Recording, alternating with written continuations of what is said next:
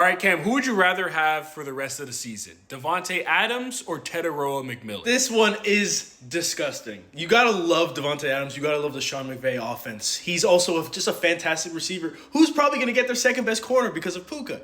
But then you look at Tet McMillan. He's their number one guy. He's a big body. But the Panthers' offense is kind of gross. However, I do have trust in Dave Canales, and the one thing that I will give to Tet McMillan, because we are talking about fantasy football, is targets. Okay, Tet McMillan was top 13 in targets so far in these 2 weeks. For a rookie, that is a big deal because it's only going to go up. The trajectory is already starting high. So that's what I love. I love seeing the targets. I love seeing Bryce Young when he's under pressure. He's throwing the ball to Tet, even if he's not open.